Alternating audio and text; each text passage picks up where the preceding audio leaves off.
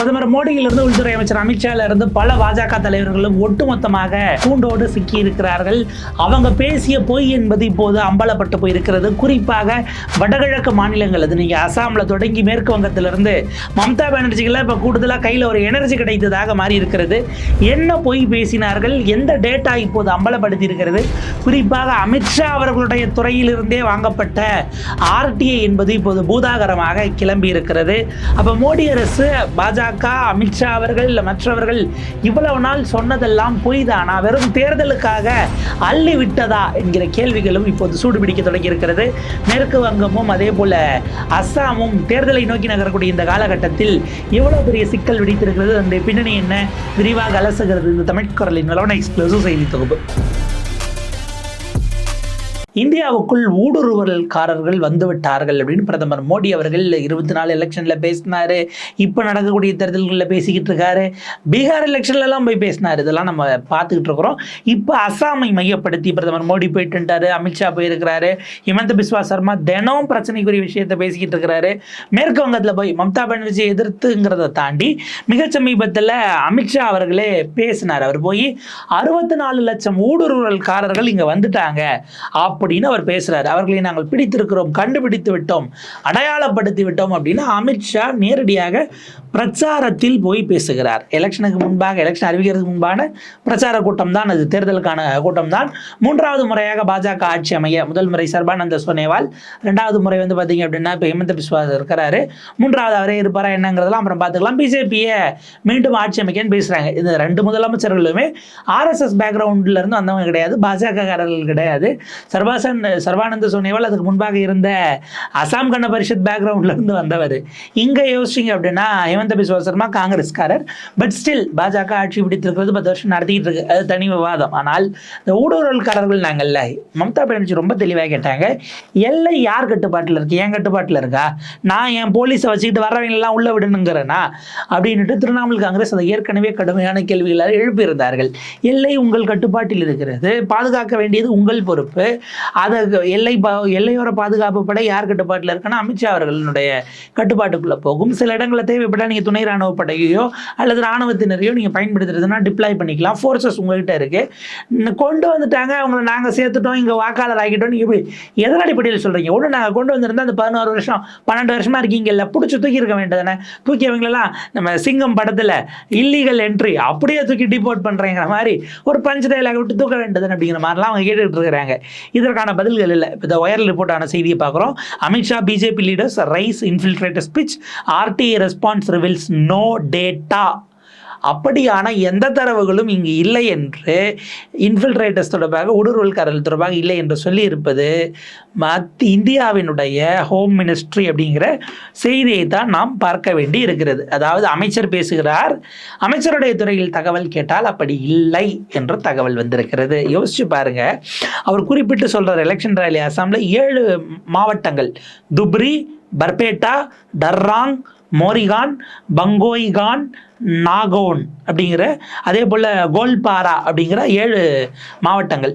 இந்த மாவட்டங்களில் மட்டும் அசாமில் 64 லட்சம், 6.4 மில்லியன்னா 64 பேர் விட்டாங்க. 20 வருஷமாக இங்கே ஆண்ட பாஜக. நீங்கள் வந்து பார்த்தீங்க அப்படின்னா இதற்கு முன்பாக இருந்த கோகாய் அவர்கள், அவருடைய அரசு, இவங்க தான் இதற்கு காரணம், பாஜக தான் இதை நிறுத்த முடியும் அப்படின்னு அவங்க பேசியிருக்கிறாங்க. பாஜகவால் தான் இதை நிறுத்த முடியும் இல்லையா? இந்த 11 ஆண்டுகளில் நீங்கள் வந்த பிறகு அப்படி உள்ள வரம் பண்ண எவ்வளோ பேரை தடுத்து நிறுத்தினீங்க, பிடிச்சிங்கன்னு ஒரு கேள்வி இருக்குல்ல, அதுக்கு பதில் சொல்லுங்க சார், டேட்டா சொல்லுங்க சார்.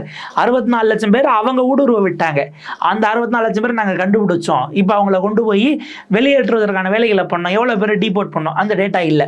உள்ள நுழையும் போது நீங்கள் பிடிச்சது எவ்வளோ, உங்கள் கட்டுப்பாட்டில் இருக்கக்கூடிய ஃபோர்ஸஸ், எல்லையோர பாதுகாப்பு படை பிடித்தது எவ்வளோ, அதுக்கும் டேட்டா இல்லை. அப்போ எதை வச்சு 64 லட்சங்கிற கணக்குக்கு வந்தீங்கிற கேள்வி இருக்கு, பதிலே சொல்ல மறுத்திருக்கிறார்கள். த wire ஹிந்தியிலிருந்து RT activist Kanhaiya Kumar ministry of home அஃபேர்ஸ்க்கு போட்ட இடத்திலிருந்து வரக்கூடியது. ஆண்டு வாரியாக இன்ஃபில்ட்ரேட்டர்ஸ் உள்ள வந்தவர்கள், கண்டறியப்பட்டவர்கள், அவங்களோட உறுதிப்படுத்தப்பட்டவர்கள், டீபோர்ட் பண்ணப்பட்டது, அவங்கள திரும்ப அந்த நாடு கடத்தப்பட்டவர்கள் கடந்த 10 ஆண்டுகளில் அல்லது அதற்கு முன்பாக எந்த வருஷத்திலிருந்து டேட்டா இருக்கோ நீங்கள் கொடுங்க. ஒன்று, இது ஒரு கேள்வி. இரண்டாவது, நாடு வாரியாக உள்ளே வந்த ஊடுருவல்காரர்களில் பாகிஸ்தான்காரர்கள் எவ்வளோ, பங்களாதேஷ்காரர்கள் எவ்வளோ, நேபாளிலேருந்து வந்தவங்க எவ்வளோ, இப்படியெல்லாம் உங்களுக்கு டேட்டா இருக்குன்னு வச்சுக்கோங்களேன். யார் யாரெல்லாம் பார்டரில் வராங்களோ இந்த தரவுகளை கொடுங்கள். சைனாவிலேருந்து ஒரு வேலை யாராவது வந்திருக்கலாம், இந்த டேட்டாவை கொடுங்க அப்படிங்கிறதும் கேட்கப்பட்டது. ஜனவரி 23, 2026 ஹோம் மினிஸ்ட்ரி தெல்ல தெளிவாக அதற்கு பதிலளித்திருக்கிறது. மத்திய அரசுகிட்ட அப்படியான தகவல்கள் கண்டறியப்பட்டது, கைது செய்யப்பட்டது, நாடு கடத்தப்பட்டது. இந்தியா முழுக்க அப்படியான இன்ஃபில்ட்ரேட்டர்ஸ், ஊடுருவல்காரர்கள் குறித்து எந்த தகவலும் இல்லை அப்படின்னு குறிப்பிட்டிருக்கிறாங்க. இதற்கான பவர், கண்டறிவது, மூவ் பண்ணுவது, இதெல்லாம் வந்து பார்த்தீங்கன்னா சப்செக்ஷன், அது வந்து இமிகிரண்ட் அப்படி மூவ் பண்ணுறதுக்கான இது subsection 2 section 7, 13, 29 immigration and foreigner act 2025 படி மற்ற மாநில அரசுகளுக்கும் அந்தந்த யூனியன் பிரதேசங்களுக்கும் தான் நாங்கள் கொடுத்திருக்கிறோம். எனவே அப்படியான டேட்டா எங்ககிட்ட இல்லை என்கிற ஒரு தகவலை பதிவு செய்கிறார்கள். மாநில அரசுகளிடம் நாங்கள் அதிகாரத்தை ஒதுக்கிவிட்டோம், அதில் நாங்கள் எப்படி எடுக்க முடியும் அப்படின்னு நீங்கள் கேட்குறீங்க. அப்படின்னா அப்போ சிம்பிளான கேள்வி, ஏற்கனவே மாநிலம் முழுக்க நடக்கக்கூடிய விஷயங்களுக்கெல்லாம் நீங்கள் மத்தியில் ஒரு மினிஸ்ட்ரியை வச்சு தரவுகளை கலெக்ட் பண்ணுறீங்களா இல்லையான்னு ஒரு கேள்வி வருது. அக்ரிகல்ச்சர் ஸ்டேட் சப்ஜெக்ட் தான். மாநில அரசுடைய கையில் இருந்த விவசாயத்தில் 3 வேளாண் சட்டங்களை எப்படி நீங்கள் கொண்டு வந்தீர்கள்? மாநில சப்ஜெக்டாக இருக்க அக்ரிகல்ச்சருக்கு மத்தியில் எதுக்கு ஒரு விவசாயத்துறை அமைச்சர்? அதற்கு ஏறத்தாழ 4 முறை மீண்டும் மீண்டும் முதலமைச்சராக இருந்த சிவராஜ் சிங் சௌஹானை எதுக்கு நீங்கள் கூப்பிட்டுட்டு வந்த, அங்கேருந்து தூக்கிட்டு வந்து இங்கே அமைச்சராக்குனீங்க, அமைச்சராக போட்டிருக்கிறீங்க. அதே போல் இப்போ விஜி ராம்ஜி அப்படின்னு ஒரு பில்லை கொண்டு வந்திருக்கீங்க இல்லையா, 100 நாள் வேலை திட்டம். அதில் மாநில அரசுகளுக்கெல்லாம் ஃபண்டு நீங்களே அப்படி பிரித்து கொடுத்து அவங்க தலையில் ஏற்றுறீங்க. இப்படி எல்லா அதிகாரத்தையும் உங்கள் மேலே குவிச்சிட்டு இல்லைன்னு நீங்கள் சொல்கிறது டேட்டாவை நாங்கள் கலெக்ட் பண்ணி வைக்கல அப்படின்னு அர்த்தமா, இல்லை அந்த டேட்டா தேவையில்லைன்னு அர்த்தமானு ஒரு கேள்வி வருது. இது ஒன்று. ரெண்டாவது, அமித்ஷா அவர்களுடைய துறையில் அதிகாரப்பூர்வமாக டேட்டா இல்லாத போது அசாமுக்குள் 64 லட்சம் ஊடுருவல்காரர்கள் வந்தார்கள், நீ எதை அடிப்படையாக வைத்து அமித்ஷா பேசினார்? அவருக்கு அந்த தரவுகளை கொடுத்தது யார்? அவருடைய ஸ்பீச் ரைட்டர் எழுதி கொடுத்ததா? இவ்வளோ பெரிய கான்ஸ்டியூஷனல் போஸ்ட்டில் இருக்கக்கூடியவர் உண்மைக்கு புறமான டேட்டாவை பேசலாமா? நீங்கள் இருக்கிற டேட்டாவை ஒரு மாதிரி இன்டர்பிரேட் பண்ணி பேசலாம், நமக்கு அதில் மாற்று கருத்து இல்லை. வெவ்வேறு விதமான பார்வை, ஒரே செட் ஆஃப் டேட்டாவை வச்சு ஒவ்வொருத்தவங்க ஒவ்வொரு விதமான இன்ஃபரன்ஸை எடுக்கிறத கூட நம்மளால் புரிஞ்சுக்க முடியுது. அவரவருடைய சார்புத்தன்மையை பொறுத்து, இல்லை அவர்களுடைய பார்வை எப்படி இருக்கிறது, அரசியல் சார்பு நிலைங்கிறத தாண்டி அவங்களுடைய பெர்செப்ஷன், அவங்க கடந்து வந்த இடத்திலிருந்து, அவங்களுடைய பின்புலங்களிலிருந்து, அவங்களுடைய இன்டெலெக்சுவாலிட்டி, அவங்க எந்த அளவுக்கு லேர்னிங்கில் இருக்கிறாங்க அல்லது என்ன ஸ்டேஜில் பொசிஷன் ஆகிறாங்க, அவங்களுடைய பார்வை அப்படிங்கிறத பொறுத்து மாறும். இதை நம்மளால் புரிஞ்சுக்க முடியும். ஒரே டேட்டா வச்சு வெவ்வேறு விதமான இன்டர்பிரிட்டேஷன் கொடுப்பது. இப்போ ஒரு எலெக்ஷன் ரிசல்ட் வருது அப்படின்னா அதை வச்சு ஆளுக்கு ஒவ்வொரு விதமான பார்வைகளை வைப்பாங்க. இவங்களால தான் அவங்க ஜெயிச்சாங்க, இவங்க இல்லாமல் இருந்ததை அவங்க ஜெயிச்சிருக்க முடியாது, இவங்க சொந்த பலம் மட்டுமே இருந்திருந்தா இது இப்படி வந்திருக்க வாய்ப்பு இல்லை, இப்படியெல்லாம் ஒரு ஒப்பீனியனை சொல்ல முடியும். ஆனால் எந்த டேட்டாவுமே இல்லாமல் அமித்ஷா ஒன்றை பேசுகிறார் என்றால் இது எப்படி நியாயமாக இருக்கும் அப்படிங்கிற கேள்வி இருக்கு. அசாமில் மட்டுமல்ல, இந்தியா முழுக்க பல பகுதிகளில் அவர்கள் இருக்கிறார்கள் அப்படின்னு பேசுறாங்க. இந்த இடத்துல நரேந்திர மோகன் மெமோரியல் லெக்சர் அப்படின்னுட்டு infiltration, demographic change and democracy அப்படின்னு இந்த லெக்சரில் ஒரு டைட்டிலில் டைனிக் ஜாகரன் நடத்துகிறாங்க. எப்படி பாருங்கள், ஊடுருவல், அதன் காரணமாக இந்தியாவில் இங்கே இருக்கக்கூடிய அந்த வாக்காளர்களுடைய எண்ணிக்கை விகிதாச்சாரம் மாறுவது, அதன் மூலம் உருவாகக்கூடிய ஜனநாயக மாற்றங்கள் அப்படின்னு நடத்துகிறாங்க. அதில் அமித்ஷா பேசுகிறார், இந்தியாவில் இஸ்லாமியர்களுடைய எண்ணிக்கை அதிகமாகி இருப்பது என்பது வெறும் அவர்களுடைய ஃபெர்டிலிட்டி ரேட்னால, அவர்களுடைய குழந்தை பேரின் காரணமாக மட்டுமல்ல, மிக அதீத அளவில் நிகழ்ந்திருக்கக்கூடிய ஊடுருவல்களின் காரணமாகன்னு அமித்ஷா, யாரு எல்லையோர ஊடுருவலை பார்க்க வேண்டியவரே, அவரே சொல்கிறாருங்கிறத பார்க்கணும். பல நேரங்களில் அவங்க வந்து நாட்டினுடைய பாதுகாப்புக்கு எதிராக இருக்குது, டெமோகிராஃபிக் சேஞ்செல்லாம் தொடர்ந்து பேசிக்கிட்டு இருந்தாங்க. இதையே அவர் மீண்டும் ஒரு முறை சொல்கிறார். இப்போ உங்ககிட்ட அதிகாரப்பூர்வமாக தரவு இல்லாமல் தேர்தல்களில் வாக்கு கேட்க எப்படி இந்த ரெட்டாரிக்கை, இந்த வாதத்தை நீங்கள் கையில் எடுத்து வைக்கிறீர்கள் அப்படிங்கிற கேள்வி வருது. அப்போ அரசு எப்படி அரசியலுக்காக, தங்களுடைய லாபங்களுக்காக இப்படியான விஷயங்களை திரித்து பேசுகிறார்கள் என பாஜகவில் இன்றைக்கு ஆட்சி அதிகாரத்தில் உட்கார்ந்து இருக்கிறவர்களுடைய நம்பகத்தன்மையை இந்த இடத்தில் கேள்விக்குள்ளாகிறது அப்படிங்கிறத பார்க்க வேண்டியிருக்கிறது. உயர் இணையதளத்தின் சார்பாக பாஜகவினுடைய தேசிய செய்தி தொடர்பாளர் பிரதீப் பண்டாரி கிட்ட இது குறித்து கருத்து கேட்பதற்காக அழைக்கப்பட்டது. அவங்க எந்த விதமான பதிலையும் இதுவரை அளிக்கவில்லை. ஒருவேளை அழிச்சாங்கன்னா நாங்கள் அதையும் சேர்த்து வெளியிட தயார் அப்படின்னு சொல்றாங்க. ஹோம் மினிஸ்டருடைய ஸ்டேட்மெண்ட் இல்லை அப்படிங்கிறத பார்த்தீங்கன்னா எழுத்தாளர் மற்றும் சமூக செயற்பாட்டாளர் ஹர்ஷ்மந்தர் ஹைலி அன்யூஷுவல் என்கிற வார்த்தையை பயன்படுத்துகிறார். இப்படியான ஒரு விஷயத்தை இதுவரைக்கும் எந்த அரசுகளும் சொன்னதில்லை. மத்திய உள்துறையிட்டே டேட்டா இல்லை அப்படிங்கிறது நம்ப தகுந்ததாக இல்லை. வழக்கமாக அவங்க இதெல்லாம் எடுத்து எப்படி ஒரு இப்போ லா அண்ட் ஆர்டருங்கிறது ஸ்டேட் சப்ஜெக்டாக இல்லையாங்க. சட்ட ஒழுங்குங்கிறது மாநிலத்தினுடைய அவங்களுடைய பொறுப்பு, அவங்களுடைய அதிகார வரையறைக்கு உட்பட்டது. போலீஸ்ங்கிறது ஸ்டேட் கண்ட்ரோலில் தான் இருக்கும். கரெக்டாக? ஆனால் இந்த எஃப்ஐஆர் எல்லாம் இங்கே தனித்தனியாக பதிவு செய்யப்படுகிறது.